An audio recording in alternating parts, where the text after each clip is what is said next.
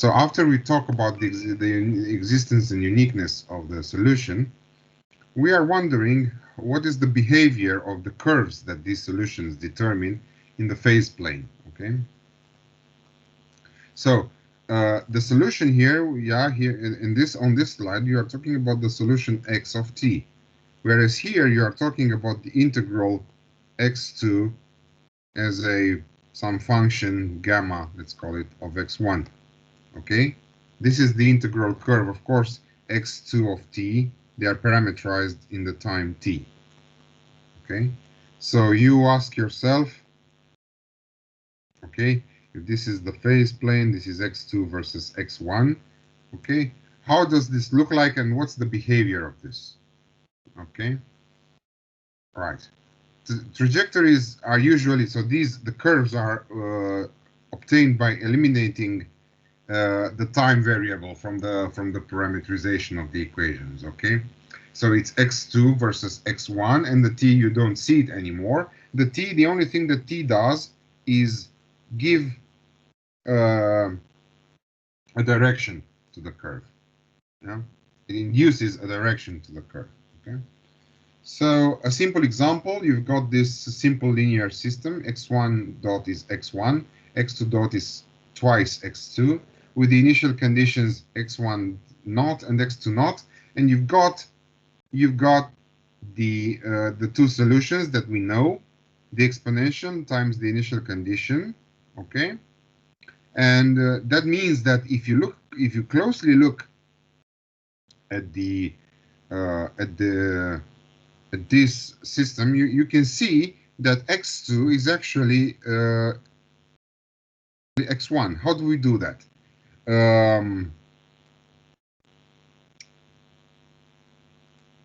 How do you do that?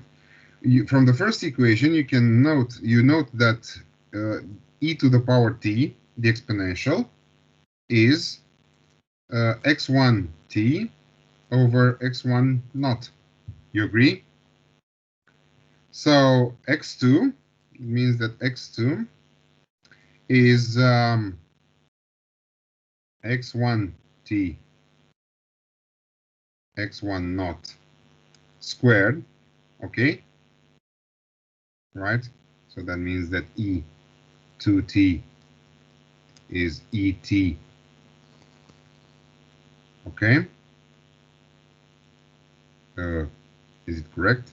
It's correct. Okay, right? So this is like that times x2 naught. So this is x2 naught over x1 naught squared, x1 squared. Okay, this is not x squared. This is x2. Is it clear? And this is the constant c here. Is it clear how I did this? Yeah. So, yeah. That means you can always compute this. Yeah. This is x2 versus x1. Assuming the two initial conditions are positive, yeah, this is for x1 naught, x2 naught positive. Okay? Do you understand? Is it clear?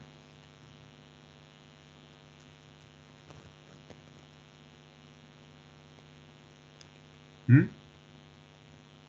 Yes. Yeah. Okay. So yeah, this is how we build up the phase plane. Of course, this is a simple case. This is a simple case. Okay. This is how we build up the phase plane. Okay. So this is the explicit definition of the trajectory. This is the explicit definition of the trajectory. This one here. Okay, which determines the phase plane. Conversely, yeah. Conversely, so getting the solution, the parametric equations from the state space trajectory, is not always possible. So once you've got this parameterization, that does not mean it leads back to this. Okay, so this this, oh, sorry. So this is implying this, but backwards, this is not true. Backwards, this is not necessarily true. Okay. So if you have the initial conditions x1 naught and x2 naught at moment t0, and if you choose an arbitrary point at tf, yeah, x2 can be written of gx1 by separating the variables. Okay, so you can, if you can have that, if you can have this parametrization, okay, so if you can write this parametrization, okay, when we have seen two ways of doing that, one using the implicit function theorem, and the other one is explicitly, like we have done in the example, which has just been presented, then you can have an implicit function separation variable type of argument where you can do this, okay. Actually, you can write, it's easier to write it like this, okay. It's easier to write it like this. Okay? So this is an implicit, this is a separation variable or variables type of argument, which can be done under these conditions. Now we have a series of questions trying to respond to some things, to some thoughts we might have about this. So can two solutions cross? No, of course not, because they are unique. Since the uniqueness is implied by the Lifshitz condition from theorem 1, and looking at this type of x2g x1, two solutions can never cross. Okay, they can never cross. Okay, then the character of the motion along the trajectory is not dependent on the initial condition. Yeah, this is because it is a dynamical system. Okay, this property here states that what we are talking about here is a dynamical system. Okay, the trajectory segment between two arbitrary points is usually a closed curve, a closed simple curve, on a finite time interval. Okay. The question is, let's look at integral 1, and it's it is asked here for which type of special points does the integral in 9 become an improper one. So if you have, for instance, if you take x1 final to be at infinity, for x1 final to be at infinity, then this becomes an improper integral. Or even better than that, looking at f1 of lambda g lambda here, if this is 0, at some point the integral becomes infinite. True. So probably if you have f1 equals 0, okay, what kind of a point is this?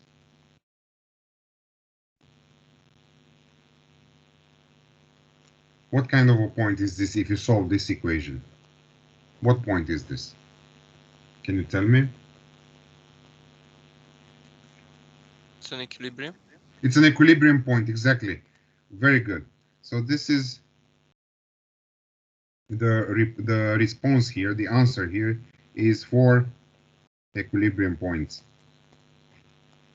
For equilibrium points, indeed. So for equilibrium points and for xf equal to infinity.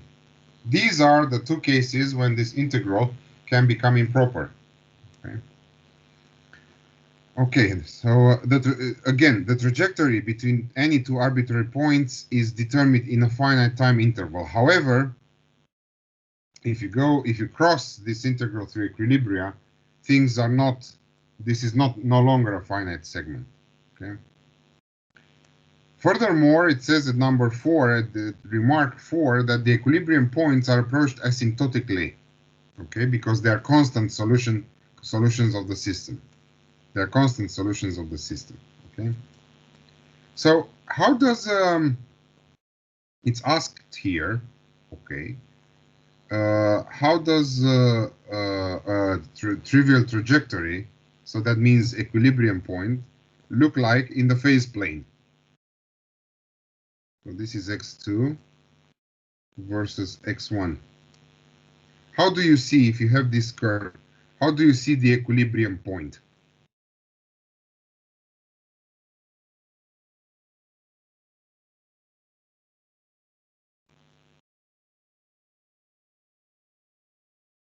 Hmm?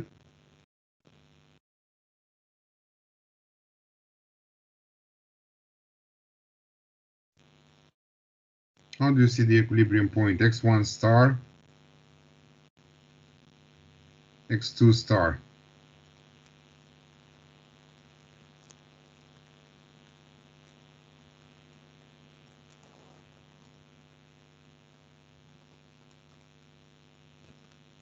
Hmm? So essentially, if you remember, the vector field is tangent to the curve. Now, in an equilibrium point, how much is the vector field?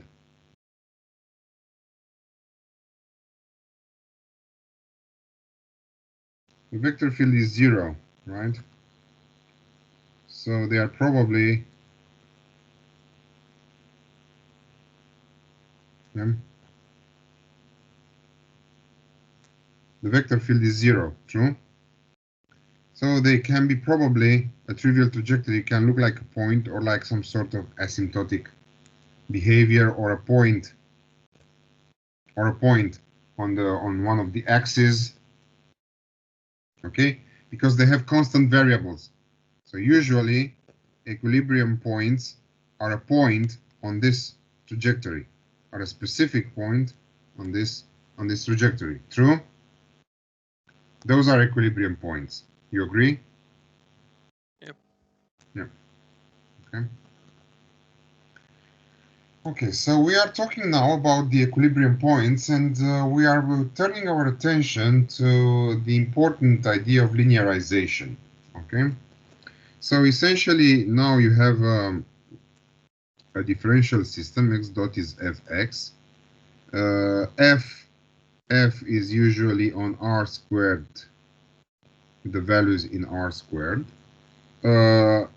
Nonlinear. Yeah. So f is f1 of x1, x2, f2 of x1, x2. F is himself depending on x1 and x2. F1 and f2 nonlinear. We have seen that. So essentially, um,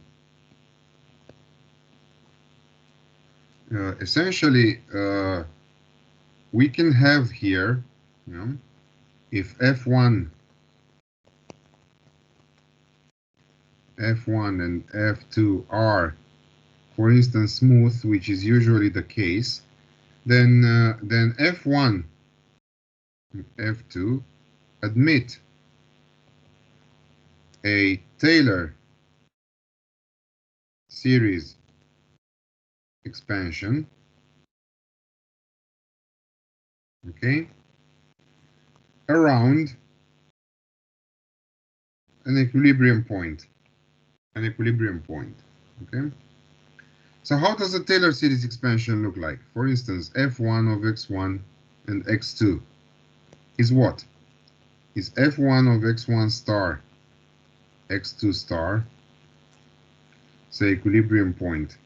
Assume that we have the equilibrium point x1 star, x2 star, for which f of x1 star, x2 star is 0. This is the equilibrium point.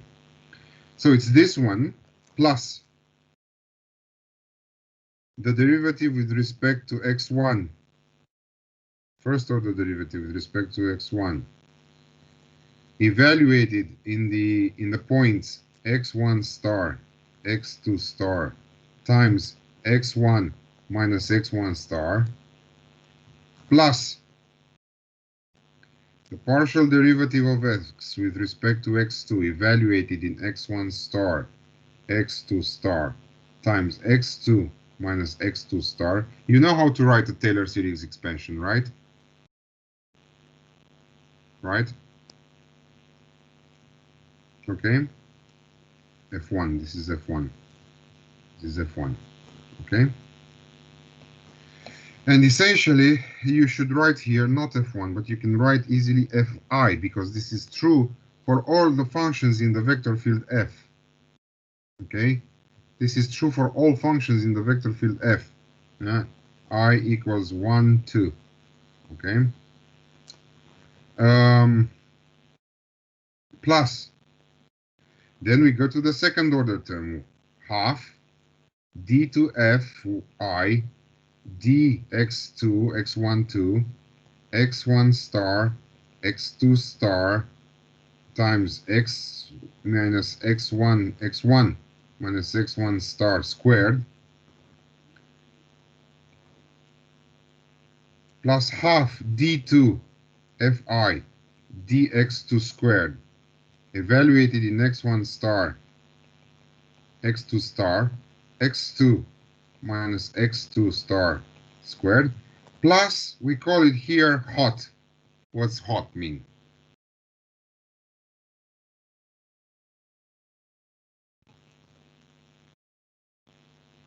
Higher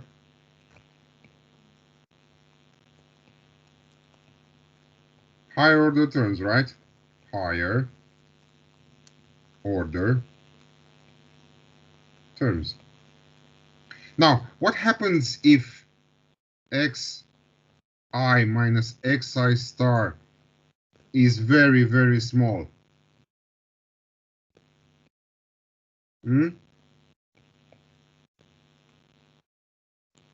What happens?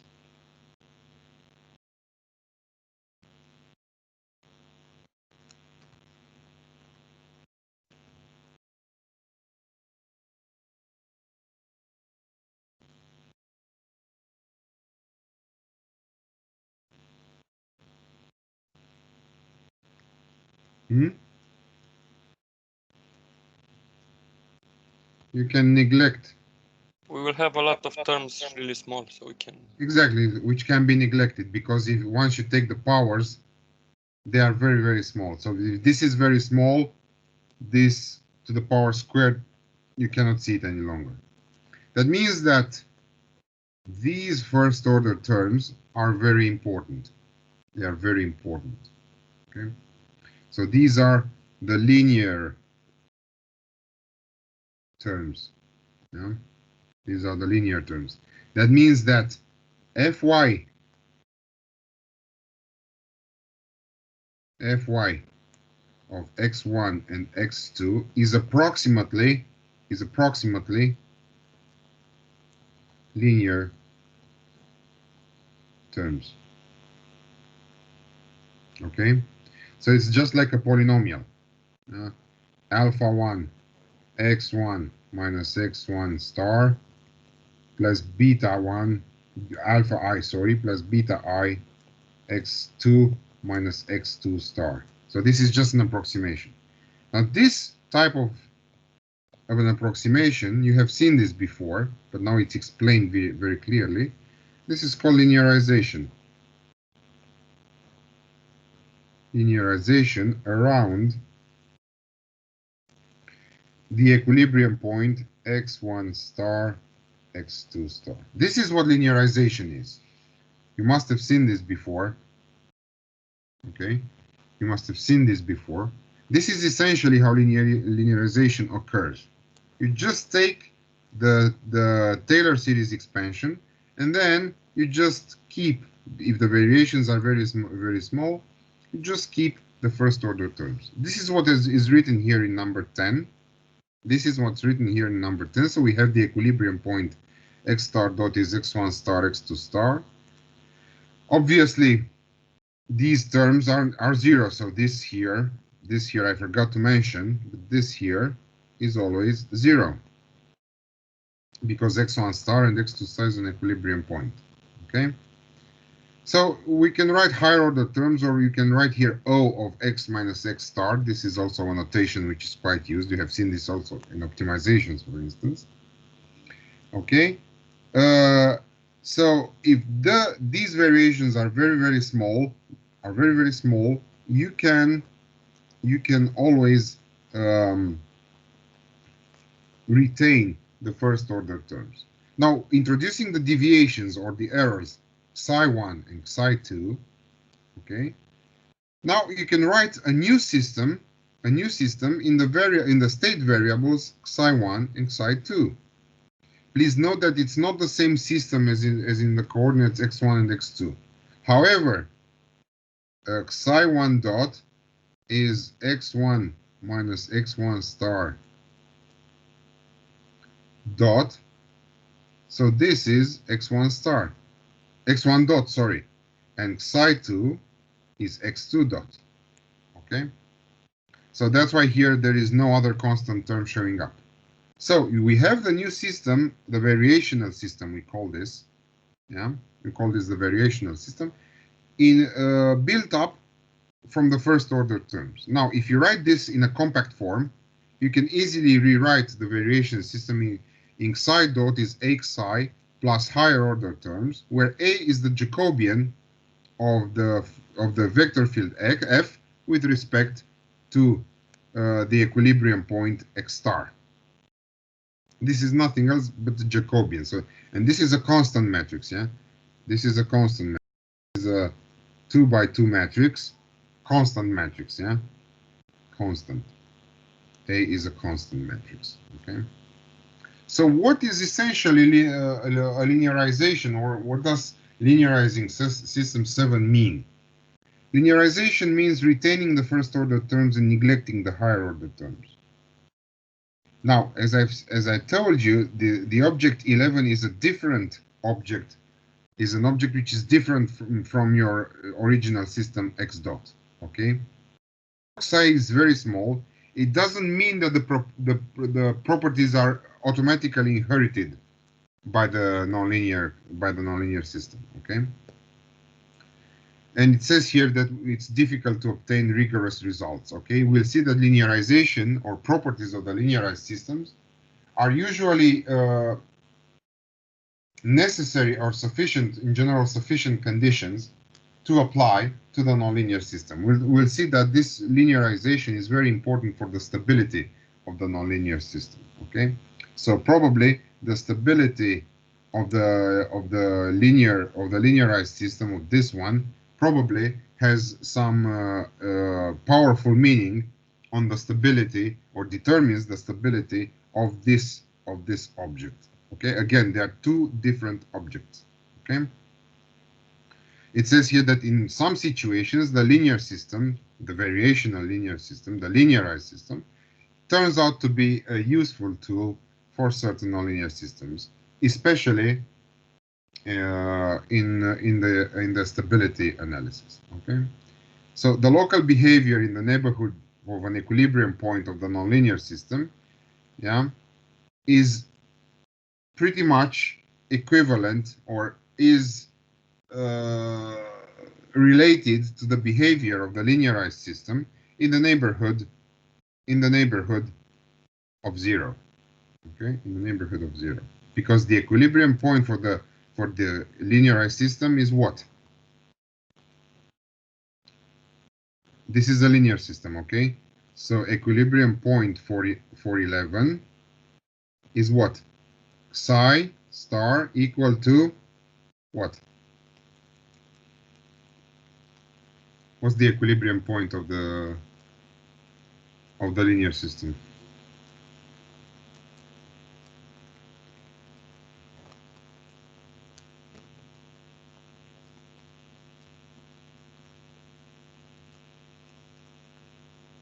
Hmm?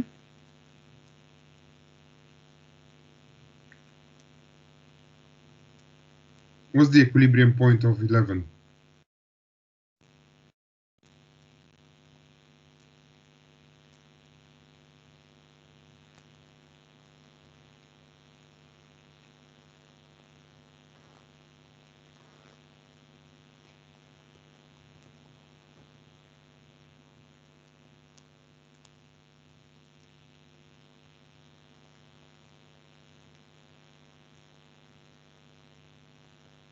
Hello? Hello? Uh, the equilibrium point for number 11, which is it? Which one is it?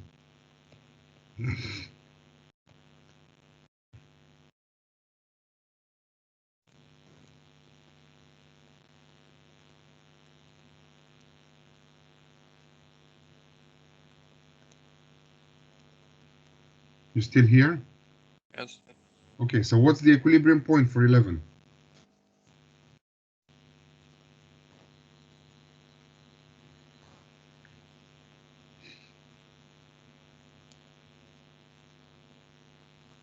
Zero, isn't it? Zero. Equilibrium point means psi dot equals zero. That's the dynamics is gone. That's what an equilibrium point is. So psi dot is zero. So that means that x minus x star is zero. That means the analysis, that means x equal x star. Okay, so that means that it's only natural that the behavior of the nonlinear system in the neighborhood of x star,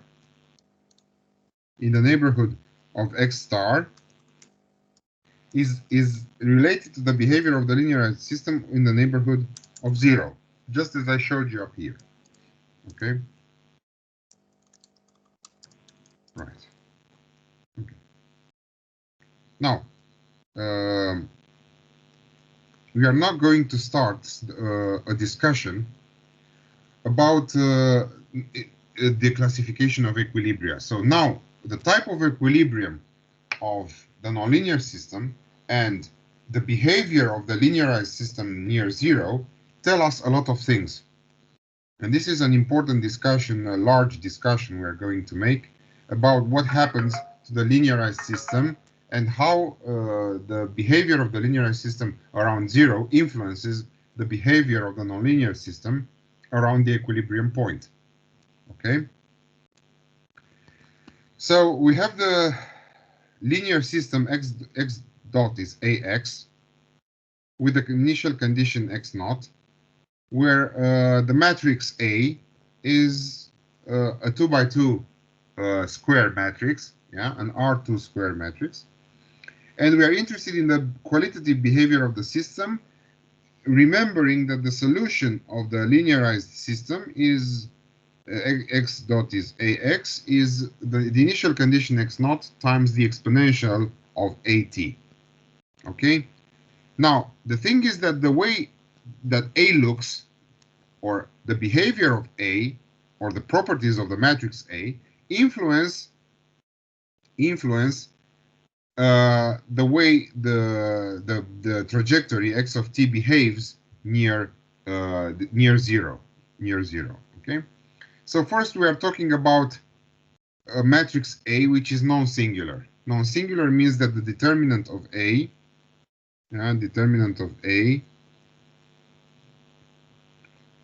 which is A11, A1, A22,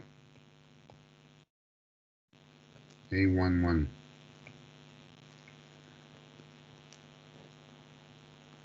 A22 minus A21, A12. Yeah, this is the determinant.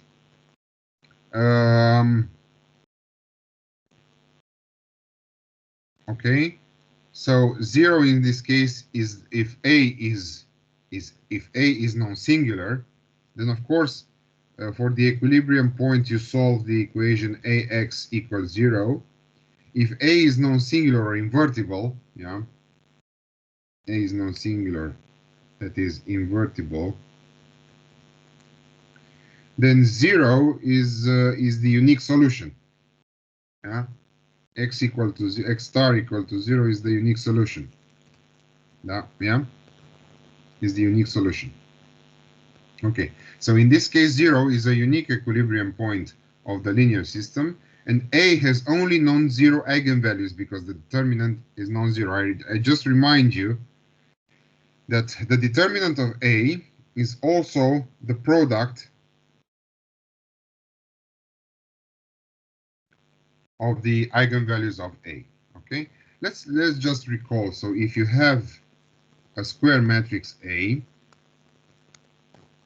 Okay, A equals A11, A12, A21, A22. Then you've got the trace of matrix A, which is A11 plus A22. And you've got the determinant of A, which is A11, A12, A22 minus A12, A21. But this is also the sum of the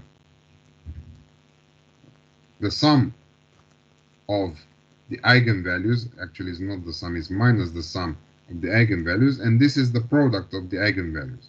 What's the eigenvalue of A? Lambda I is an eigenvalue of A. What's the definition? Do you remember?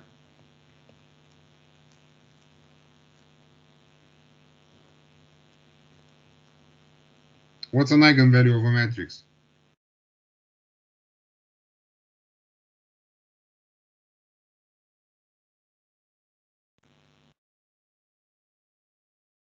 Determinant of A means No, lambda that's I the characterization. No, it's not true. An eigenvalue of the matrix, so lambda is an eigenvalue of A, if and only if there exists a vector which is non-zero, such that A minus lambda I times Vi equals 0. This is the definition. This is an eigenvalue of a matrix. Of course, for A and in general, okay, you have this property that lambda I is an eigenvalue of A. This is the spectrum of eigenvalues of a matrix. That's the notation that we use. Sigma A or lambda A. These are two notations that we usually employ. If and only if, like you said, the determinant of lambda I minus A is 0. Yeah, this is the characteristic polynomial of the matrix A. Okay, this is the characteristic polynomial of the matrix A. Okay, and furthermore, if you remember, okay, now for A in R2, the characteristic polynomial P index A of lambda in the variable lambda, which is that of lambda I minus A, has a special form, is lambda squared minus the trace of A times lambda plus the determinant of A. Okay, so this is the special form for a square matrix. Yeah, so indeed the trace of A is minus the sum of eigenvalues, like I said here, and the product of eigenvalues is the determinant of A. Okay, because usually PA of lambda equals 0 has two solutions, two roots, lambda 1 and lambda 2, usually complex. Okay? These are just reminders for you to easily understand because you have probably forgotten all of this. What else? Oh yeah, and another nice result is the Hamilton-Cayley theorem, which says that A is verifying is the solution of its own polynomial characteristic polynomial. That is, PA of A is 0. That means A squared minus trace of A times A plus determinant of A times I2, this is the I matrix, is 0. Okay, so these are just simple reminders of some mathematical notions about matrices in R2. Okay, do you remember this stuff?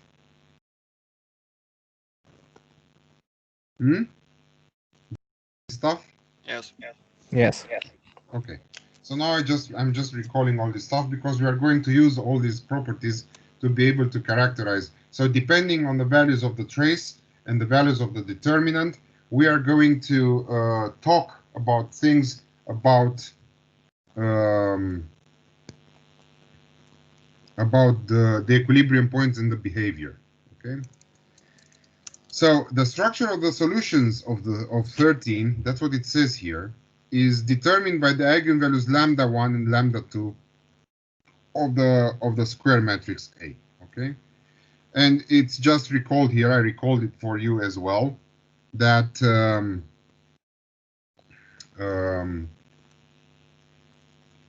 in this case, the eigenvalues. Yeah, so this is that lambda I minus A. Okay.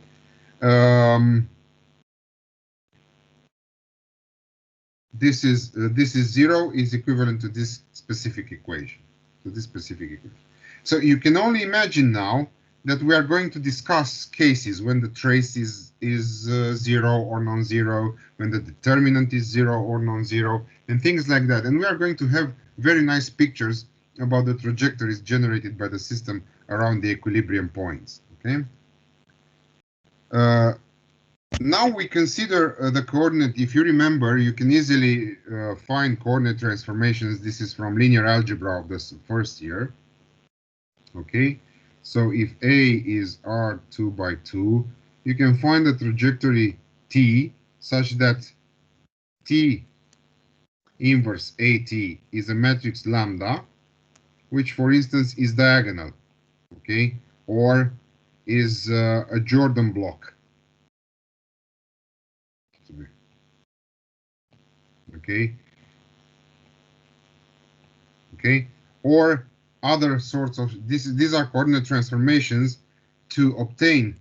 Yeah, these are coordinate transformations we can use. You remember that. Okay, so if you have a linear system, x dot is ax, and you use the coordinate transformation z equals tx. Okay. That means x, because T is an invertible matrix, in order to be a coordinate transformation, x is T inverse Z. So that means that T inverse Z dot from this equation is A T,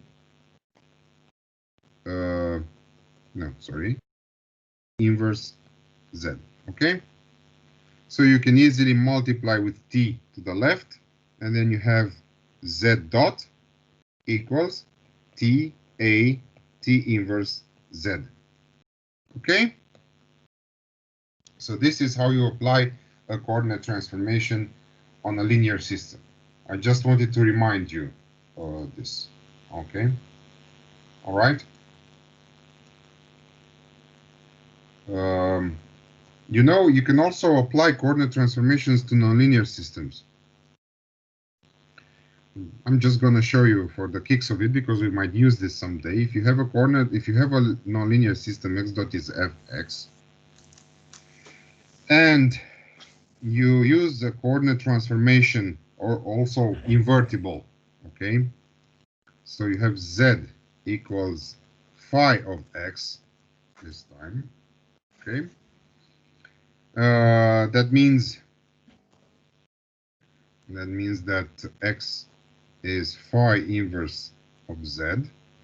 Then you get x dot is phi inverse of z dot.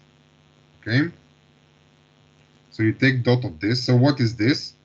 This is d phi inverse to dz times z dot, and this equals f of phi inverse of z. Okay, but this is a Jacobian. This is invertible, assumed invertible, because you pick phi to be a coordinate transformation. Phi is called a diffeomorphism. You can look it up on Google what this means. So in the new coordinates, z dot is d phi dz f of phi. Okay, so you can also apply a coordinate transformation, and this is also identical to what happens in the linear case, also to nonlinear systems. Okay, so applying a coordinate change, you get a new system in the variable z. You get a new system in the variable z with a new initial condition z naught, z0, z of 0 is z naught is t x naught. So also the coordinate, the initial condition is suffering from the same, or is subjected to the same coordinate transformation. Okay. Usually this matrix, so you pick T such that this matrix is in a Jordan canonical form. Now, what situations have we got possible? If you've got simple eigenvalues or multiple eigenvalues, like I showed you before, A is a diagonal matrix, or if the eigenvalues are equal, or it's an eigenvalue of multiplicity 2, you get a Jordan block like this one. A Jordan block like this one. If you've got complex conjugate values, then you can have the A in a canonical form is written like this, where sigma, where here lambda 1, 2 is what? If you have the A hat matrix written like this, what is lambda 1, 2? The eigenvalues. How can you write them?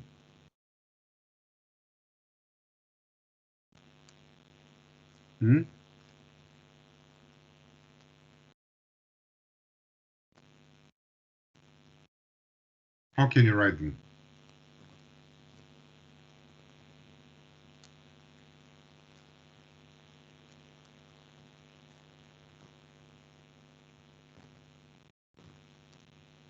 It's lambda. No. Sigma. You have sigma and omega. Sigma plus minus j omega. Very good. Yeah. These are the eigenvalues. Sigma plus minus j omega. Correct. That's correct. So you have these three cases. Of course, you also have some other degenerate cases we are going to take into account. Okay. These are the only possible situations if you have, your determinant, so if you have non-zero eigenvalues. Okay? These are unique possibilities, okay? Because none of the eigenvalues is zero, the matrix is invertible, okay? And you can only write this form, okay? Now, the solution of the system, of the linear system 15, is given by this equation, okay? So we are going to investigate all of the above situations in the neighborhood of the origin, okay? Because we, of course, the linearized system in the coordinate x is this one. But this is difficult to analyze. So you realize we are going to analyze the system in the z coordinate because it's in a canonical form. And this canonical form is going to tell us a lot of things about the behavior of the system around an equilibrium point. And we'll see that we are going to categorize the equilibria according to the type of the behavior around zero. We are going to give them names. Okay, very nice and funny names. Okay, I guess that's pretty much it for today. And this is only the start of the chapter. I don't think I have much to tell you today. Do you agree?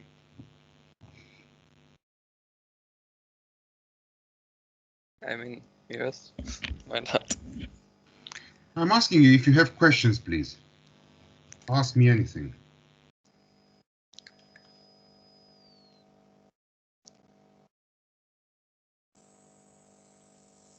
Questions?